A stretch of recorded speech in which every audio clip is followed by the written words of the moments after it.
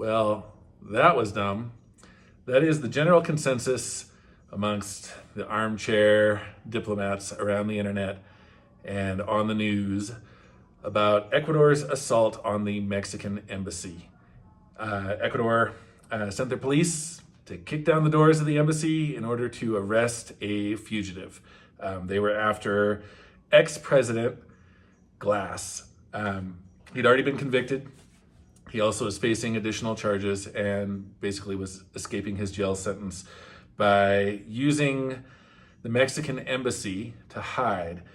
Now, Mexico's current government, they have a history of protecting criminals around the world and inserting themselves into diplomatic situations that really complicate their situation, as well as other countries around the world that don't want to let criminals get away. However, the general consensus is it was not a good move to break I believe it's the Vienna Convention, and kick down the doors of the embassy. It was, I don't want to say unprecedented, because there have been numerous assaults on diplomatic missions and embassies around the world for years. There have been several this year. However, it is very rare for those assaults to be committed by governments. It's usually a group of protesters or terrorist attacks or things like that. It's usually not the government kicking down the doors. It has happened before. I believe it's happened in Vietnam during the Vietnam War. It's happened in Ukraine. Russia's committed several strikes, whether intentional or not, though sometimes they do look intentional, on other countries' diplomatic missions and embassies in Ukraine.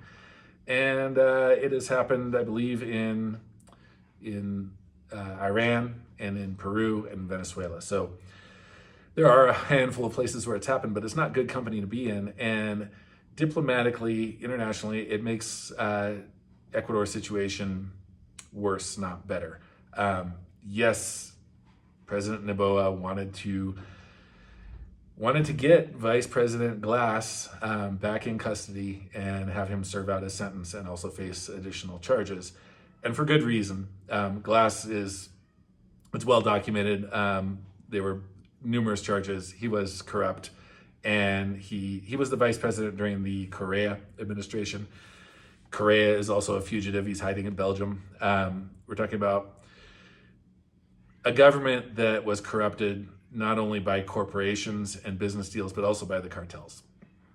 And Ecuador is at war with the cartels. And the general consensus is that the cartels, many of them the same cartels that are fighting against the government in Ecuador, have corrupted the Mexican president. It's, I would say, kind of common knowledge that those same forces have been much more successful there than here. And so it's understandable that there's no love lost between the Ecuadorian president and the Mexican president, and that Ecuador doesn't have a lot of respect for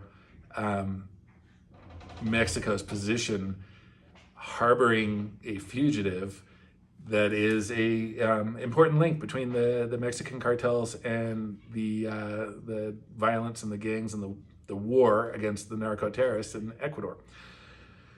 But my God, the consequences of breaking the Vienna Convention are likely to be pretty extreme, because no country stands alone, and Ecuador needs the help of its trading partners and its political partners. And its trading partners and political partners tend to be on opposite sides. We have had in the past and do still have a lot of trade with Russia and China. And both of those countries, they make full use of diplomatic immunity and their embassies around the world, sometimes for nefarious purposes, but they respect the sanctity of the embassies. And so this is likely to piss them off.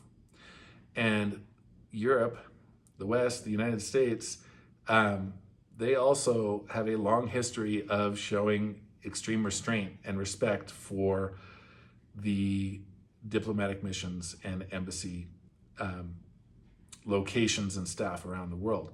So both our trading partners and our political partners are likely to pull back from Ecuador and leave us more isolated, leave Ecuador a lot more isolated, which is the last thing that Ecuador needs right now. And this is generally being considered a win for our fugitive ex-president, for Rafael Correa and the Correista party.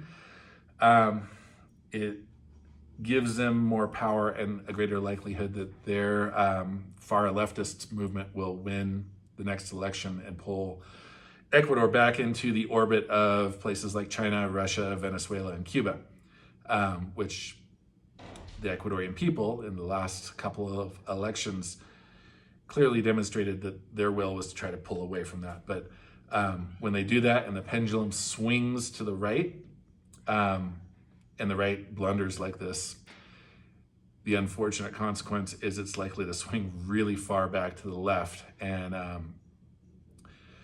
it's important to understand when talking about right and left in Latin America and in Latin American politics, and particularly in Ecuador, the left tends to be authoritarian left, Venezuela-style left. And the right tends to be, they frequently get called a far-right government, but in practice, a lot of their policies on most issues look more centrist. They tend to be socially conservative, economically fairly liberal, because economic conservatism simply isn't popular enough in Latin America to work in most places other than Argentina right now, which is kind of an outlier. So it's important to understand when you say right and left governments, don't have that knee-jerk reaction of left is humanist and pro-environment, because the leftist governments in the past in Ecuador, their talk might have been like that, but their actions were authoritarian and rather anti-environment, making deals with the oil companies in China to exploit the Amazon, things like that.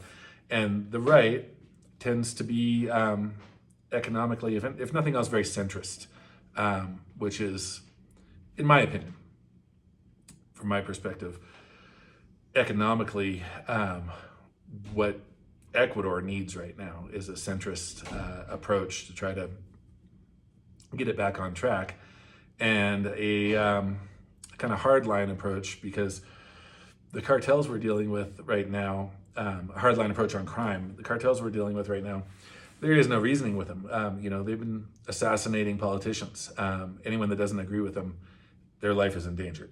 Killing politicians, prosecutors, and making life hell for the general population and destroying the economy. So a lot of people like to say the war on drugs doesn't work, it can't be won. But in a situation like this, where the war on drugs is turned into a war on the population, it can't be surrendered either. I don't know that there is a great solution, but I know there are several things that are not the solution, and one of them is just making deals with the cartel and letting them operate. So it's another political and crime and analysis video. That's my 2 cents. That's my explanation for those that have been wondering what the hell just happened in Ecuador. I think Noboa, our president, just fell into a trap, blundered pretty badly. I think he was impulsive in invading the embassy. I think I can see why he felt it was justified, and I can see why it was pretty easy to piss him off enough to get him to go charging in like a bull.